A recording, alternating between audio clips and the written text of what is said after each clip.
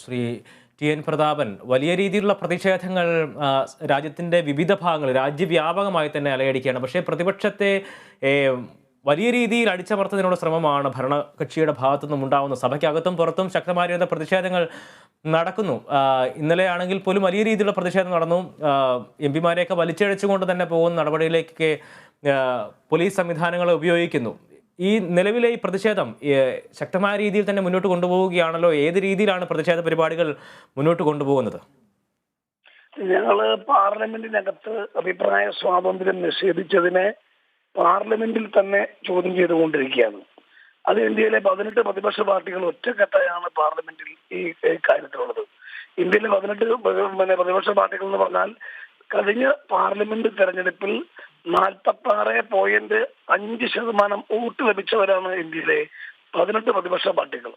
ഞങ്ങൾ ഒന്നിച്ചു നിൽക്കുന്നു എന്നർത്ഥം ഈ രാജ്യത്തെ മഹാഭൂരിപക്ഷം ജനങ്ങളും ഒരുമിച്ച് ആണ് പ്രതിഷേധിക്കുന്നത് എന്നതിന്റെ സൂചകമാണ്. പാർലമെന്റിൽ പ്രതിഷേധിക്കുന്ന പോലെ തന്നെ പാർലമെന്റ് പുറത്തും ഞങ്ങളുടെ പ്രതിഷേധം രാജ്യവ്യാപകമായി ഇന്ന് അതിശക്തമാണ്. ഇന്ത്യയുടെ തലസ്ഥാന നഗരമായ ഡൽഹിയിൽ പോലും ഒരു പന്തംകുളത്തി പ്രകടനത്തിന് സ്വാതന്ത്ര്യം ഇല്ലാത്ത രാജ്യമായി മാറിയിരിക്കുകയാണ്. ഇത് തന്നെയാണ് രാഹുൽ ഗാന്ധി ഭാരത് ജോഡോ യാത്രയിൽ 150ഓളം ദിവസം കന്യാകുമാരിയിൽ നിന്നും കാശ്മീർ വരെ ജനങ്ങളോട് പറഞ്ഞത്. ഇവിടെ സ്വാതന്ത്ര്യമില്ല, ഏകാധിപത്യമാണ്, ഭിന്നാഭിപ്രായങ്ങളെ അടിച്ച് അമർത്തുന്നു, ഏകശിലാ സംസ്കാരം കൊണ്ടുവരുന്നു, ഏക നേതാവ്, ഏക പാർട്ടി, ഏക സംസ്കാരം എന്ന നിലയിലേക്ക് ഈ ഇന്ത്യയെ വൈവിധ്യത്തിൽ ഏകത്വമുള്ള ഇന്ത്യയെ ലോകത്തിന് മുന്നിൽ അപഹാസ്യമാക്കുകയാണ് നരേന്ദ്രമോദിയും BJP സംഘപരിവാർ ശക്തികൾ. ഇത് ഞങ്ങൾ ഇന്ത്യയിലെ ജനങ്ങളോട് പറഞ്ഞു, ഇത് ഞങ്ങൾ പാർലമെന്റിൽ പറഞ്ഞു. മാത്രമല്ല, രാജ്യത്തിന്റെ പൊതുസ്വത്ത്, കോടിക്കണക്കിന് രൂപയുടെ പൊതുസ്വത്ത് കുത്തക മുതലാളിമാർക്ക്, കോർപ്പറേറ്റ് കമ്പനികൾക്ക്, അദാനിയുടെ കമ്പനിക്ക് കൈമാറിക്കൊണ്ടിരിക്കുകയാണ്. ഒരു രണ്ടാം സ്വാതന്ത്ര്യ സമരത്തിന്റെ ആഹ്വാനകാലമായി മാറിയിരിക്കുന്നു വർത്തമാനകാലം. നമ്മൾ ഇന്ത്യയിൽ സ്വാതന്ത്ര്യ സമരം തുടങ്ങിയത് ഈസ്റ്റ് ഇന്ത്യ കമ്പനിക്കെതിരെയാണ്. ഈസ്റ്റ് ഇന്ത്യ കമ്പനി കച്ചവടത്തിന് വേണ്ടി ഇന്ത്യയിൽ വന്നു.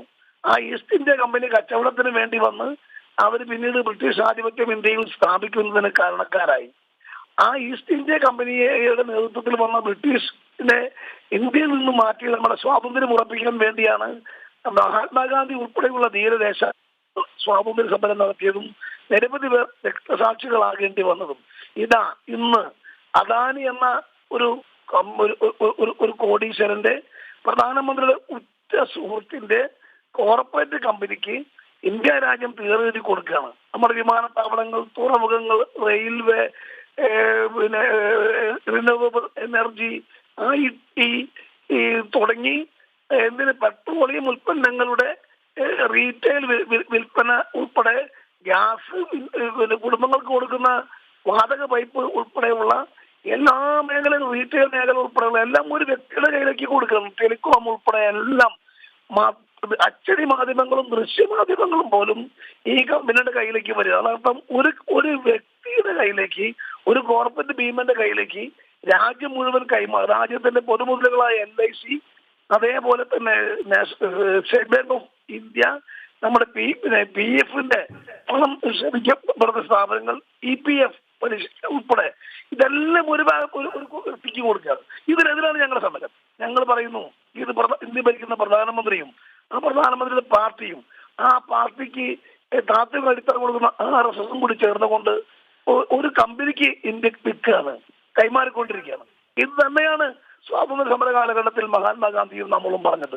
അതുകൊണ്ട് ഇപ്പോ പാർലമെന്റിനകത്തും പാർലമെന്റിന് പുറത്തും ഇന്ത്യയിലെ പ്രതിപക്ഷ പാർട്ടികൾ എല്ലാം ചേർന്നുകൊണ്ട് നടത്തുന്ന ഈ സമരം ഇന്ത്യയിൽ രണ്ടാം സ്വാതന്ത്ര്യ സമരമാണ്. അഭിപ്രായ സ്വാതന്ത്ര്യം വേണം, ആശയങ്ങൾ പങ്കുവെക്കാൻ അവസരമുണ്ടാകണം, തുറന്ന ചർച്ച വേണം, debate, dialogue, discussion, debate, decision, അങ്ങനെ ഒരു 4D ഫോർമുല ഉള്ള ഒരു രാജ്യമാണ് ഇന്ത്യ. ആ 4D ഫോർമുല ഇന്ത്യയിൽ തിരിച്ചു വരണം. ജനാധിപത്യം സംരക്ഷിക്കണം. ഭരണഘടനാ സ്ഥാപനങ്ങളെ ഭരണകൂടം ഒരിക്കലും ചൂഷണം ചെയ്യാൻ പാടില്ല. ഭരണകൂടത്തിന്റെ ആയുധമാക്കാൻ ഭരണഘടനാ സ്ഥാപനങ്ങളെ ഉപയോഗിക്കാൻ പാടില്ല. ഈ കാര്യത്തിന് വേണ്ടി ഏതറ്റം വരെ ഞങ്ങൾ പോകും. അതിലിനി ഞങ്ങളെ വലിച്ചെടുത്താലും ചോദ്യങ്ങൾ നിരവധിയായി ചോദിക്കുന്നുണ്ട്. പക്ഷേ ഒരു തരത്തിൽ പോലും ഒരു മറുപടി പ്രധാനമന്ത്രിയുടെ ഭാഗത്തുനിന്നോ സർക്കാരിന്റെ ഭാഗത്തുനിന്നോ ഉണ്ടാവുന്നില്ലല്ലോ. അപ്പോൾ ഈ എന്തെങ്കിലും തരത്തിലുള്ള അനുകൂലമായിട്ടുള്ള പ്രതിപക്ഷ ബഹുമാനത്തോടു കൂടിയുള്ള ഒരു സമീപനം ഈ സർക്കാരിന്റെ കാലത്ത് അല്ലെങ്കിൽ ഈ സർക്കാരിന്റെ ഭാഗത്തുനിന്ന് ഉണ്ടാകുമെന്ന് നിങ്ങൾ പ്രതീക്ഷിക്കുന്നുണ്ടോ? ഞങ്ങൾ ഒരിക്കലും പ്രതീക്ഷിക്കുന്നില്ല. കാരണം ലോകത്തുള്ള എല്ലാ ഫാസിസ്റ്റുകളുടെയും സമീപനം ഇതായിരുന്നു. ഹിറ്റ്ലർ ഇതാണ് ചെയ്തത്, മുസോളിനി ഇതാണ് ചെയ്തത്. ലോക ചരിത്രം പരിശോധിച്ചാൽ എല്ലാ ഫാസിസ്റ്റുകളും ഭിന്നാഭിപ്രായങ്ങൾ, വിരുദ്ധാഭിപ്രായങ്ങൾ, വിമർശനങ്ങൾ വരുമ്പോൾ ആ വിമർശിക്കുന്നവർക്ക് മറുപടി പറയാതെ അവരെ ഉന്മൂലനം ചെയ്യാൻ വേണ്ടിയാണ് ശ്രമിച്ചത്. പക്ഷേ ചരിത്രം നടന്നത് മഹത്തായ ഒരു പാഠമുണ്ട്. ഇത്തരം ഏകാധിപതികളെല്ലാം പിന്നീട് ചരിത്രത്തിന്റെ ചവറ്റുകൊട്ടയിലേക്ക് പോയിട്ടുണ്ട്. അവർക്ക് രാജ്യം വിടേണ്ടി വന്നിട്ടുണ്ട്, സ്വയം മരിക്കേണ്ടി വന്നിട്ടുണ്ട്, രാജ്യത്തുനിന്നും പുറത്താക്കപ്പെടേണ്ടി വന്നിട്ടുണ്ട്. ഇത് ലോകത്തിലെ എല്ലാ ഏകാധിപതികൾക്കും സംഭവിച്ചതാണ്. അതേ സംഭവം ഇന്ത്യയിൽ വരും.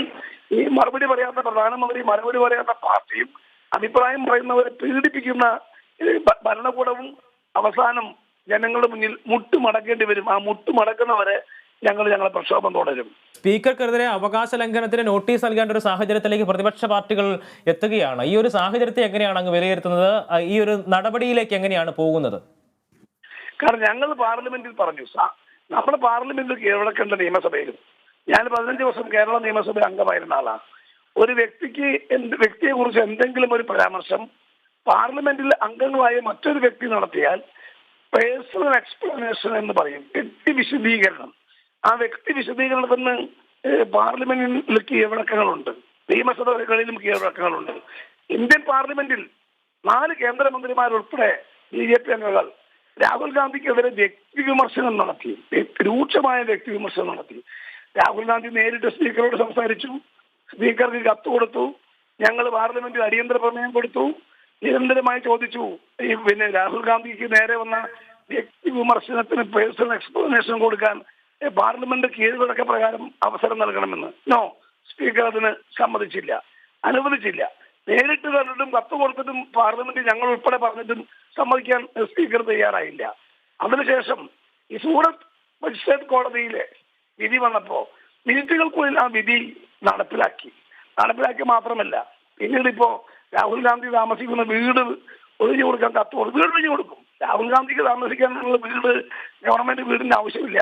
ഇല്ലെങ്കിൽ ഞങ്ങൾ കോൺഗ്രസ് പാർട്ടി പ്രവർത്തകർ രാഹുൽ ഗാന്ധിക്ക് ഡൽഹിയിൽ വീട് കൊടുക്കും. അത് വേറെ കാര്യം. സ്പീക്കർ കാണിക്കുന്നത് പൂർണ്ണമായും നിലവിലുള്ള പാർലമെന്റ് നിയമത്തിന്റെയും പാർലമെന്റ് സംവിധാനത്തിന്റെയും കീഴ്പ്പെടുത്തുന്ന ലംഘനമാണ്. ആ സ്പീക്കർ ഞങ്ങൾക്ക് വിശ്വാസമില്ലാത്തതുകൊണ്ട് ഞങ്ങൾ സ്പീക്കർക്കെതിരായ അവിശ്വാസ പ്രമേയം കൊണ്ടുവരുന്ന കാര്യം ആലോചിച്ചു കൊണ്ടിരിക്കുകയാണ്. കോൺഗ്രസ് പാർലമെന്ററി പാർട്ടിയും ചർച്ച ചെയ്യും, പ്രതിപക്ഷ പാർട്ടികളുടെ ഐക്യ മുന്നണിയും ഇത് ചർച്ച ചെയ്യും. പ്രതിപക്ഷ പാർട്ടികളെല്ലാം കൂടി യോജിച്ച് തീരുമാനം വേണ്ടി വന്നാൽ ഞങ്ങൾ സ്പീക്കർക്ക് പാർലമെന്റിൽ അവിശ്വാസ പ്രമേയം അവതരിപ്പിക്കും.